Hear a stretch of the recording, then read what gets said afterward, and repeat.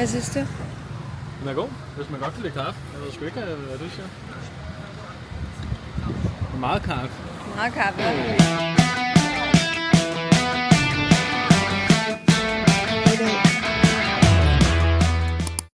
Den intro ser sikkert mega nice ud, og jeg glæder mig så meget til at opleve det selv. Det er i dag den 4. januar. Klokken den er 3:02. Jeg skal bestille en taxa her om 10 minutter. Det er min kæreste Elvis, og så tager vi i lufthavnen. Vi har en 20 timers tur foran os. Så flyet går i Københavns Lufthavn klokken 6.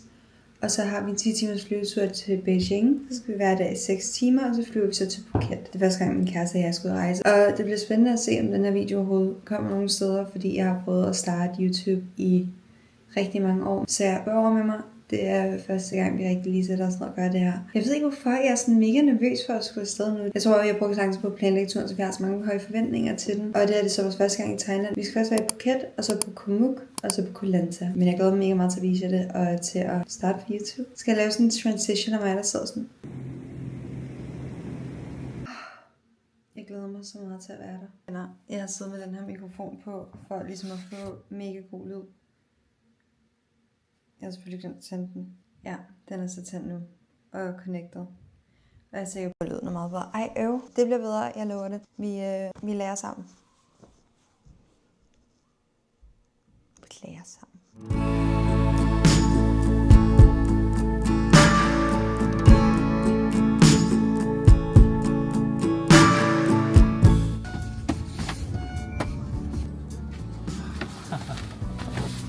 Hej, Jamen ja. Are you ready? Jeg ved ikke, hvorfor jeg er så nervøs der. Hvorfor? Jeg ved det ikke. Let's go.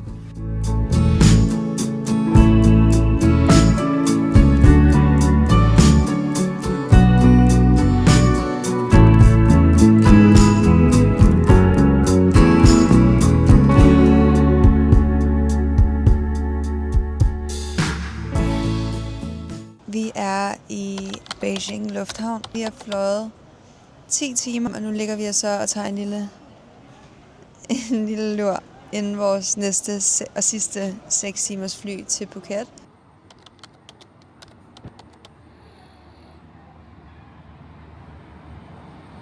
Godmorgen, det er nu vores første dag i Phuket, og vi er på Bukita Boutique Hotel and Resort, mener det hedder. Jeg tror, vi var på hotellet i går kl. 10:30, og vi gik lige ned i 7-Eleven, der ligger rundt om hjørnet, og han havde nogle snacks og nogle grilled cheese sandwiches ind. Jeg tror, det blev omkring 45 kroner for sådan en masse forskellige ting. Klokken er 8:30 nu, og vi skal tage morgenmad og lige lægge en gameplan for vores dag. Okay, så vi har lige spist morgenmad, og nu har vi gjort os klar til at se Gammelby, eller Phuket Old Town, som faktisk er der, vi bor. Og vi er på vej nu til sådan de der ikoniske gader af Gammelby, og til sådan en matcha café, jeg havde fundet. Old Town. Altså sådan en matcha café, jeg har fundet, og jeg ved godt, når man er ude at rejse på den måde, så skal man selvfølgelig være mega kulturel, og det vil jeg også tænkt os. Men jeg fandt bare sådan en virkelig cute Ismatcha Bakery Café. Så. Og det var tilfældigvis bare der, hvor vi skulle hen.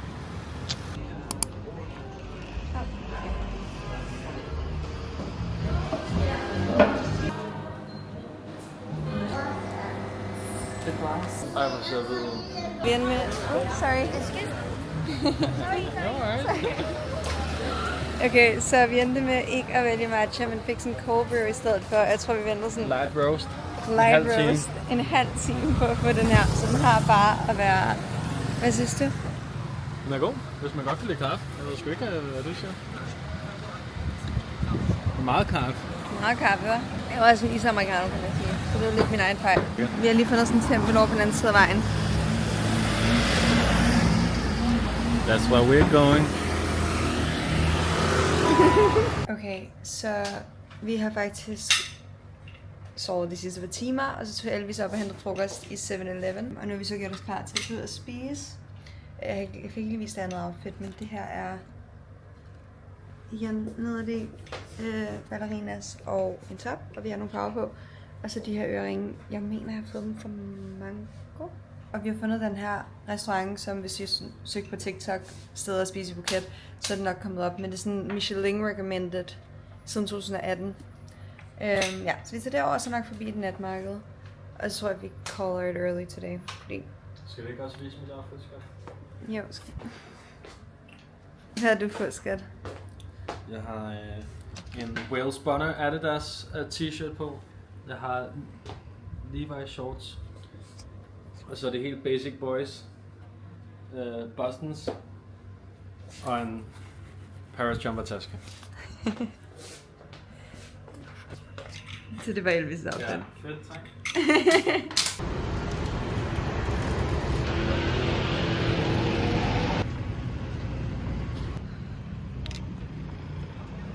Det er lidt dårligt tidspunkt at tage det i form af... Derfor vi gjorde det her. Også mig. Vi er nu ankommet til det der aftenmarked, og det er så fedt. Jeg kommer til at sætte alle stederne ind, vi er. Men det her er så nice.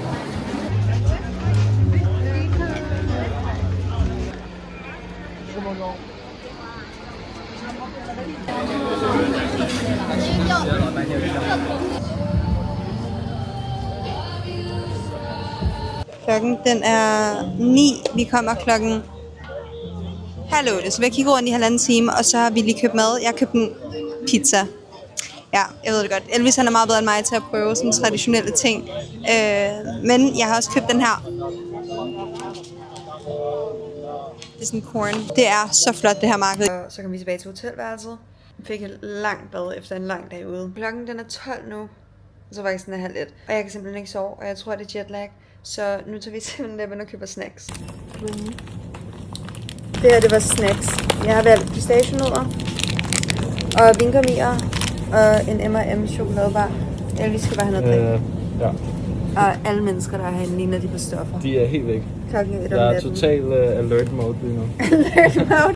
Godmorgen. Det er nu dag 3 i Phuket, eller den anden rigtige dag, vi har. Jeg endte med at gå i seng klokken 3 i går, efter at bare se vores show. Nu har jeg så det her på i dag, lidt mere lively, og så har jeg bikini på indenunder. Og så tager vi til, jeg skriver lige her, hvilken strand det er, vi tager til. Det er på den anden side af Phuket, fordi jeg fandt et virkelig cute morgenmadsted der. Så vi tager derhen og spiser morgenmad, og så er det vores første thailandske strand, vi skal på, så jeg er super excited.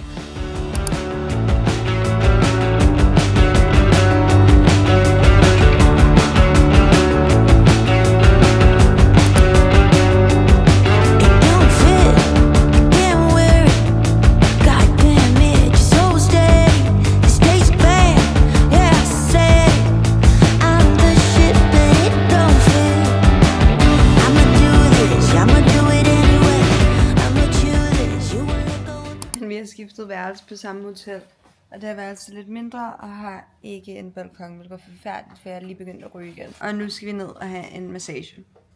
Velfortjent. Velfortjent massage. Ej, jeg ved ikke, om det er. Det er det sgu da. Hvad har vi lavet i dag?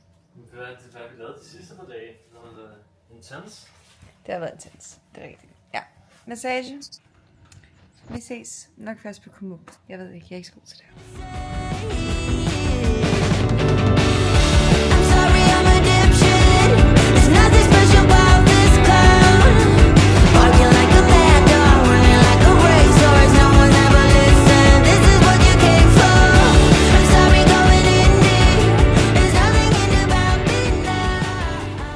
Godmorgen, det er nu vores anden dag teknisk set på Kumuk. Vi ankom i går ved en 12-tiden. Vi endte med at tage en speedbåd fra Phuket. Det tog omkring 3 timer i alt, tror jeg. Og nu er vi så ankommet til vores træhytte.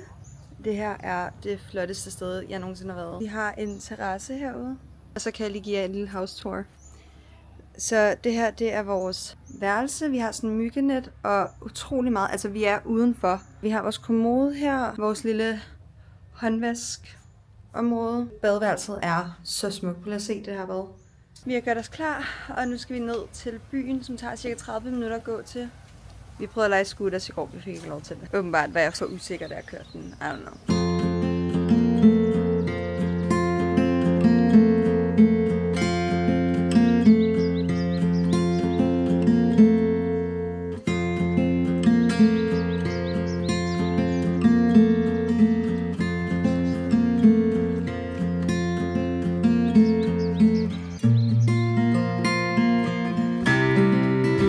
Oh, sorry. Nå, I snakker dansk.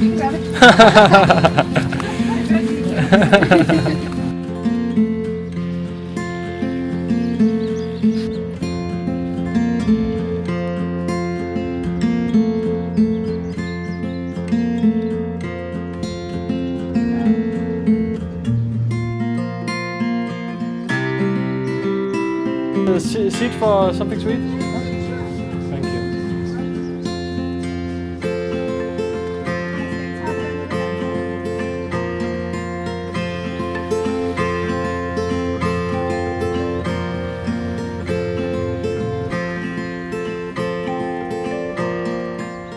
I skal bare lige se vores sovesituation. Klokken den er 22, og vi skal lige se det episode af vores show. Jeg tror ikke, jeg har fortalt, hvad det er endnu, men det er The Morning Show på Apple TV. Apple TV.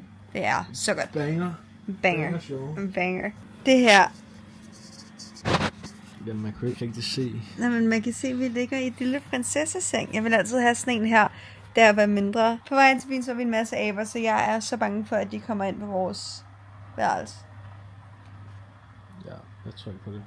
Jeg ved ikke, hvorfor det bliver så performative, lige snart kameraet bliver tændt. Jeg tror bare, i stedet for sådan, det bliver så beskrivende. Du ved, der er de der taksonomiske levels. Jeg tror, vi skal snakke meget mere perspektiverende. Jeg tror også, det er fordi, vi gør det ikke så meget, at vi kommer ind i sådan, og vi er nødt til at opdatere folk. Forstår du, hvad jeg mener? Jo, men vi skal ind i sådan en flow state. Vi skal sådan, jeg tror, i stedet for at opdatere kort, så skal vi bare begynde at snakke en masse. Ja, men så skal vi også filme mere jo. Fordi hver gang vi optager, så... Ja, men det virker bare så stress, der skulle det der kamera fra. Anyways, jeg vil bare lige vise jer, hvordan vi sover. I morgen tidlig, der står vi op klokken 7.30. Ja. Klokken 7.30, for vi skal hike 1,5 time til en anden strand, der ligger på den anden side af øen. Og øen er så lille, at ja, det tager 1,5 time kun at hike til den anden side. Okay guys, godnat. Vi ses i morgen. Ups.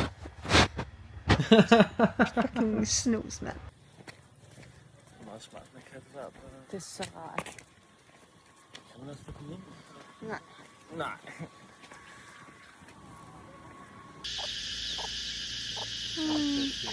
Hej venner, lige nu står vi i midten af Komuks skov, regnskov. En regnskov, en jungle.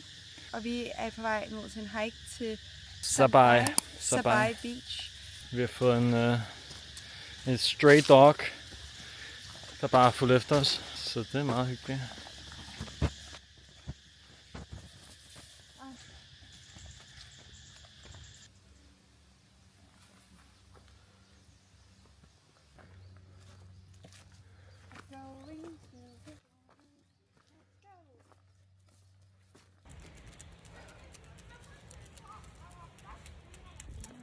Toppen.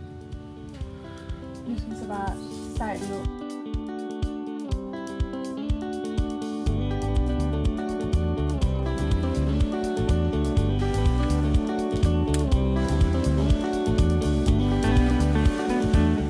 Vi er nu kommet til Sabai Beach, og det var den vildeste hike til at komme herned. Heldigvis er der kommet en båd, så vi spurgte, om vi var få et lift med, og nu kører han os til vores strand. Eller sejler os til vores strand.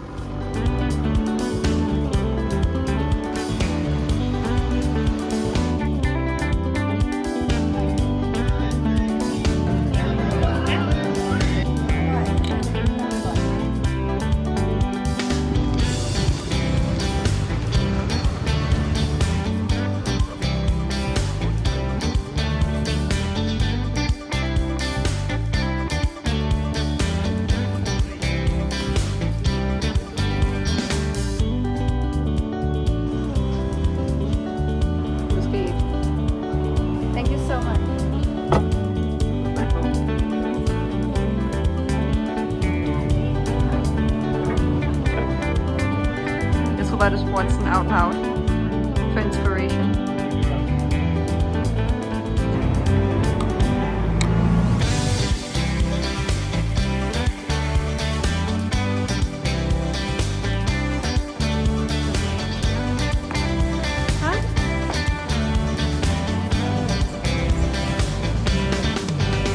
Jeg kan virkelig ikke huske, hvornår vores sidste update var, men vi er nu på Koh Lanta.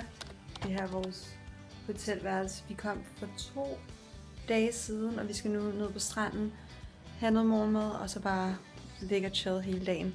Ja, vi har 5 dage tilbage.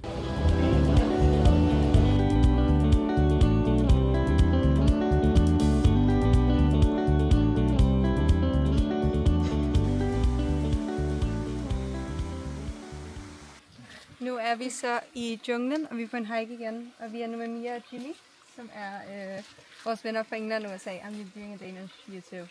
Trying to. Og vi er nu på en hike til noget vandfald. Vi har lige set sådan en bat cave. Jeg troede, det var lidt mere sådan trail-agtigt, men det er meget off-road. You should do a Danish, sorry, an English episode.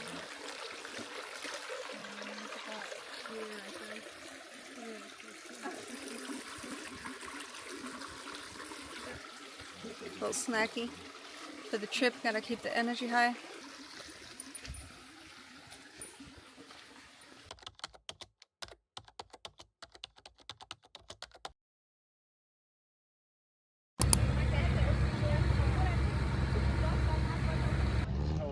They know how to chill.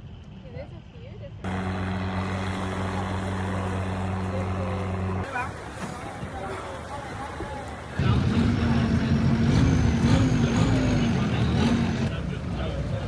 Yeah, it's